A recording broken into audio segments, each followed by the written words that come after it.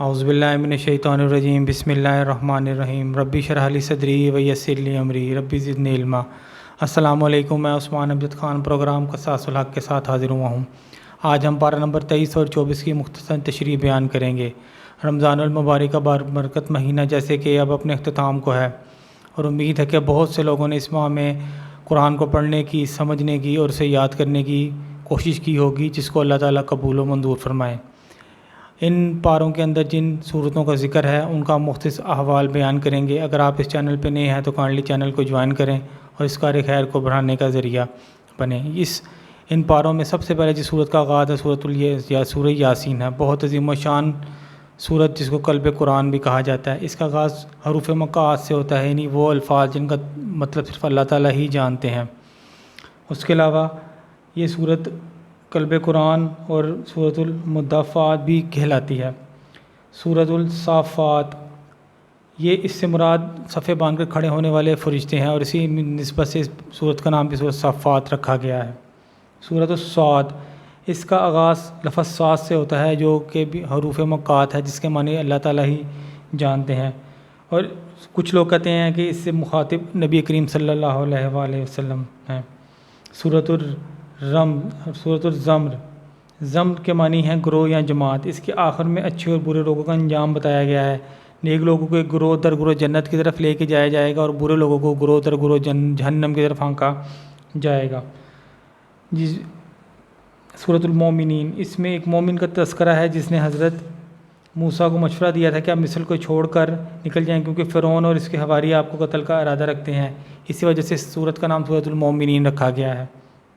سورۃ الفصلت، اس سورت کا آغاز بسم اللہ الرحمن الرحیم کتاب فصلت آیاتہ سے کیا گیا ہے، جس کی وجہ سے اس کا نام اس کی بنا پر رکھا گیا۔ بہرحال اس سورت کو سورۃ السجدہ بھی کہا جاتا ہے، کیونکہ اس میں آغاز میں حامیم سے ہوا ہے، اور یہ کس پارے والی سورۃ سجدہ سے ممتاز کرتی ہے، اسی لیے اس کے شروع میں حامیم بڑھا دیتے ہیں۔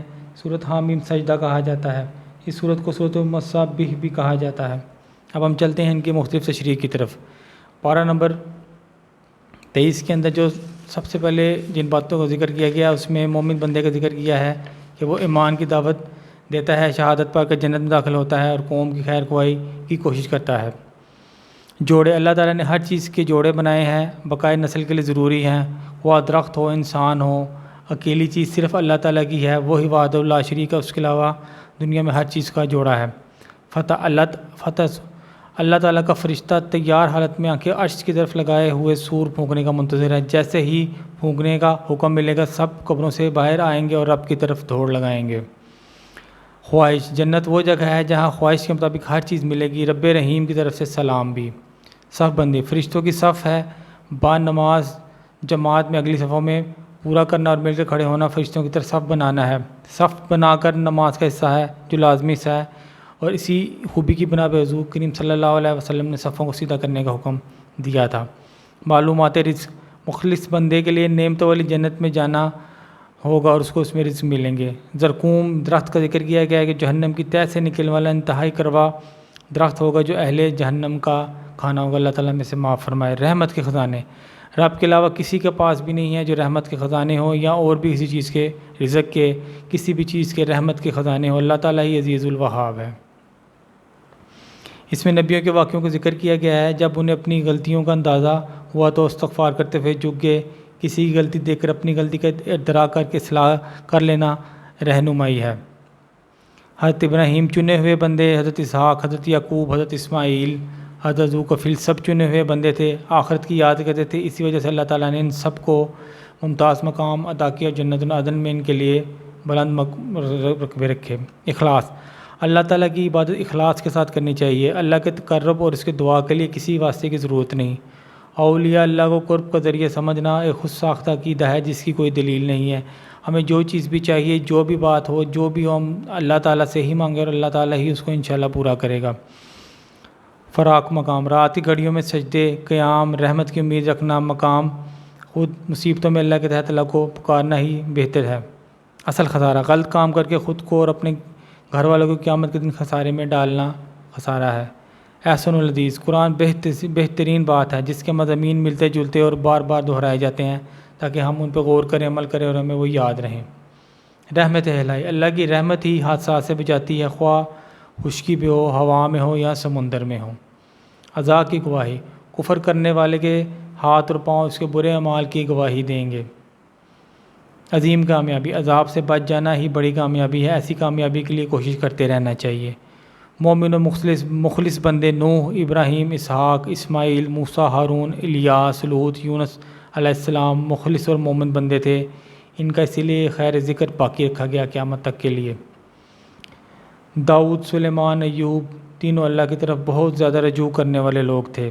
صبر ایوب کا ذکر کیا گیا کہ 18 سال بیمار رہے، سب کام چھوڑا، صرف صبر کیا اور اللہ تعالیٰ نے اس کے صلے میں ان کو ایک بہترین صبر کا صلہ عطا فرمایا۔ خوشخبری، طاغوت کی بندگی سے بچنے والے اور قرآن سن کر عمل کرنے والے ہی ہدایت پر ہیں اور عقل مند ہیں، یعنی قرآن کی ہر آیت پہ ہمیں توجہ دینی چاہیے، سننا چاہیے اور اس پہ عمل کرنے کی کوشش کرنی چاہیے۔ مثال، بہت سے مالکوں کو خوش کرنا آسان ہے، اللہ ایک مالک ہے، الحمدللہ، صرف ایک ہی اللہ کو راضی کرنا ہماری زندگی کا محور مقصد ہونا چاہیے۔ پارہ نمبر 24 میں چلتے ہیں۔ اس میں اللہ تعالیٰ نے وہ باتیں کہنا یا سوچنا جو جھوٹ ہیں، ان کو ظلم اور کفر قرار دیا گیا ہے۔ متقی وہ لوگ ہیں جو سچ بولتے ہیں، سچ کی تصدیق کرتے ہیں، وہ متقی لوگ ہیں۔ امید، بڑے سے بڑے گناہ گار کو بھی اللہ سے رحمت سے مایوس نہیں ہونا چاہیے، اللہ کی طرف رجوع کرنا چاہیے، اس کا فرمان بردار ہونا چاہیے، سچے دل سے معافی مانگنی چاہیے، اللہ تعالیٰ معاف کرنے والا ہے۔ حسرتیں، اگر گناہ کے نشے میں نکل کر روش بندہ چینج نہ کرے اور گناہ پہ گناہ کرتا رہے تو قیامت کے دن یہ عادت اس کے لیے باعث حسرت ہوگی۔ ایک سور پھونکتے ہی سب لوگ بے ہوش ہو جائیں گے، جبکہ دوسرا سور پھونکنے پر وہ کھڑے ہو جائیں گے، اور دو سوروں کے درمیان 40 کا فاصلہ ہوگا۔ 40 کو اللہ ہی بہتر جانتا ہے، یہ ماہ ہے، دن ہے یا سال ہے۔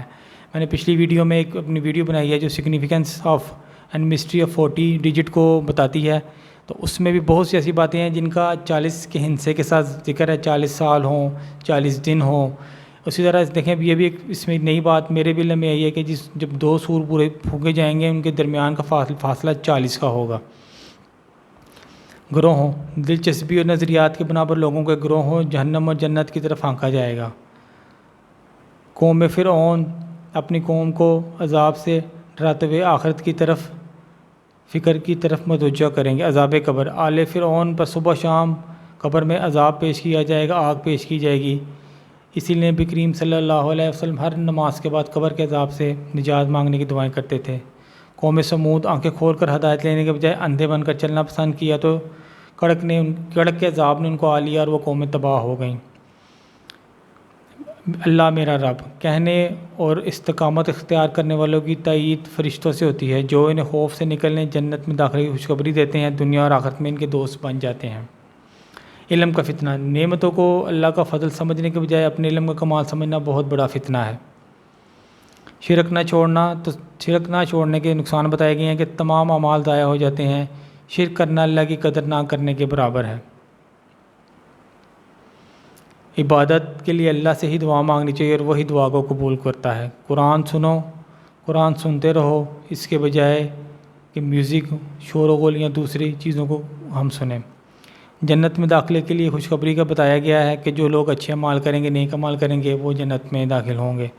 ہمیں چاہیے زیادہ سے زیادہ قرآن کی تعلیمات پر غور کریں، ان کو پڑھیں، ان پہ عمل کریں، تاکہ اللہ تعالی ہمارے لیے دنیا میں بھی اور آخرت میں بھی آسانیاں پیدا کریں۔ وآخر دعوانا ان الحمد للہ رب العالمین۔